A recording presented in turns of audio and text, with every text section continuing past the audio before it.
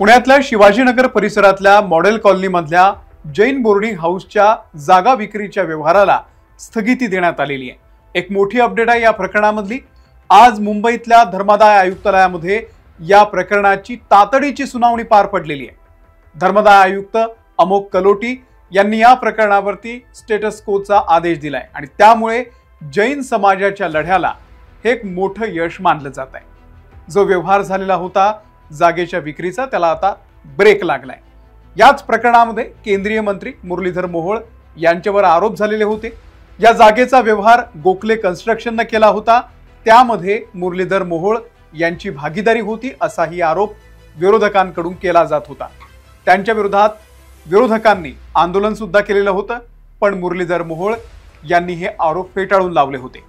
आज भाजपचा मित्र पक्ष एकनाथ शिंदे यांचे शिवसेनेचे नेते आहेत रवींद्र धंगेकर यांनी मंत्री मुरलीधर मोहोळ यांना पुन्हा एकदा ढिबचलंय। या ट्विटमध्ये मुरलीधर मोहोळ यांनी त्यांचं व्यंगचित्र टाकलंय आणि त्यावरती पुण्यातील जागा गिळणारे जाग्या मोहोळ असं लिहिलंय। तसंच जैन बोर्डिंगची ही जागा हडपल्यानं तिथे 34 मजल्यांचं एक टॉवर उभारलं जाणार होतं, त्याचं डिझाईन सुद्धा आपल्याकडे असल्याचा दावा त्यांनी केलाय। एकंदरीतच हा वाद आता थांबता थांबत नाहीये।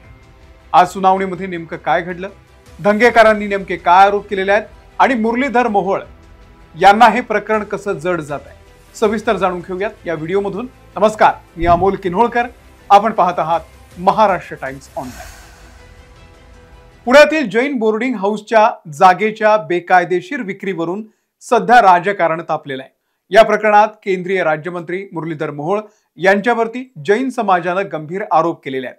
गोखले कन्स्ट्रक्शन कंपनीला विकलेल्या या जागेमध्ये मुरलीधर मोहोळ यांची भागीदारी असल्याचा आरोप आहे। राजू शेट्टी यांनी मुरलीधर मोहोळ आणि इतर 2 बिल्डरांवरती जागा हडपल्याचा आरोप केलेला आहे। त्या विरोधात जैन समाजाने पुणे जिल्हाधिकारी कार्यालयावरती 2 दिवसांपूर्वीच एक मोर्चा काढला होता। पुण्याच्या धर्मादाय आयुक्तांनी या जागा विक्रीला मंजुरी देताना सर्व नियम आणि कायद्यांची पायमल्ली केली। या जमीन विक्रीच्या व्यवहाराशी संबंध असलेल्या गोखले कन्स्ट्रक्शन कंपनीचे खासदार मुरलीधर मोहोळ यांच्याशी लागेबंधे असल्याचाही आरोप करण्यात येत होता। खासदार मोहोळ यांनी हे सगळे आरोप फेटाळून लावले। पुण्यातील जैन बोर्डिंग हाऊसच्या जमीन विक्रीच्या व्यवहाराशी माझा कोणताही संबंध नाहीये। ज्या गोखले बिल्डरशी माझी भागीदारी असल्याचा आरोप होतोय त्यांच्या दोन्ही कंपन्यांमधून मी वर्षभरापूर्वीच बाहेर पडलो होतो, त्यामुळे जैन बोर्डिंग हाऊसच्या जमीन व्यवहाराशी माझा कोणताही संबंध नसल्याचं त्यांनी म्हटलेलं आहे। आता हे स्पष्टीकरण खासदार महोदय यांनी दिलं खरं, पण तरी देखील विरोधाची जी धार आहे ती कमी होत नाहीये। एकनाथ शिंदे यांच्या शिवसेनेचे नेते रवींद्र धंगेकर म्हणजे मित्र पक्षच मंत्री मोहोळ यांच्या विरोधात उभा ठाकलाय। त्यांनी त्यांच्यावरती गंभीर आरोप केले, ते सविस्तर आपण पाहणार आहोत। पण आज मुंबईमधल्या धर्मादाय आयुक्तालयामध्ये एक तातडीची सुनावणी पार पडलेली आहे आणि या जागेच्या विक्री व्यवहाराला स्टे देण्यात आलेला आहे। म्हणजे जैन समाजासाठी ही एक दिलासादायक बातमी आहे।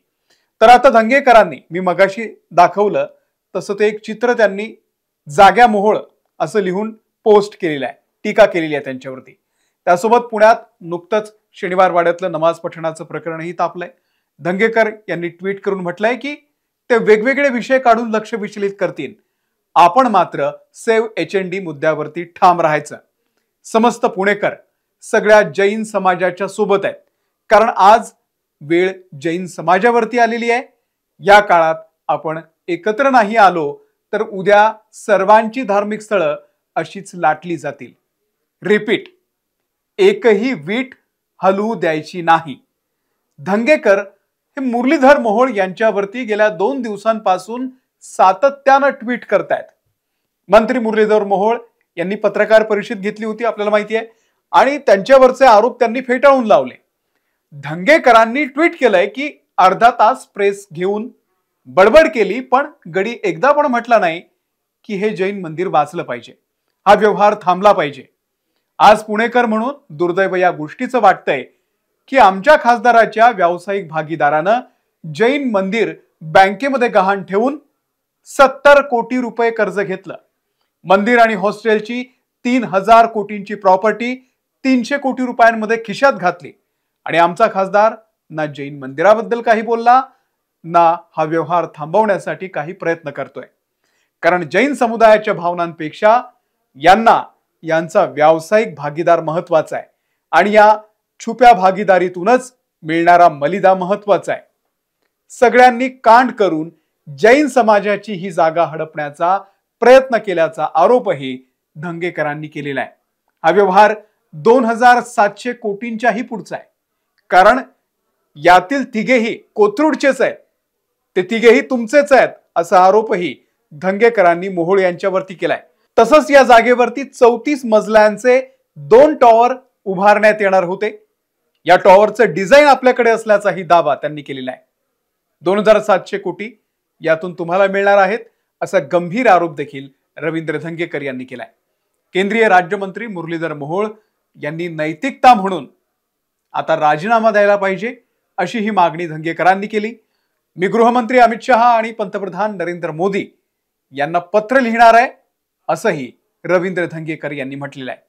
मुरलीधर मोहोळ पोर्टलवरती बडेकर आणि गोखले यांचे आजही भागीदार दिसत आहेत. शिवाय या लोकांवरती कारवाई करा असंही त्यांनी म्हटलेलं नाहीये. दुसरीकडे राजू शेट्टी देखील मंत्री मुरलीधर मोहोळ यांच्या विरोधात लढा देत आहेत. या सगळ्या व्यवहाराच्या टाइमलाईनवरच त्यांनी शंका उपस्थित केलेली आहे. 8 ऑक्टोबरला खरेदी खत झालं आणि त्याच दिवशी गहाण खत सुद्धा झालेलं आहे.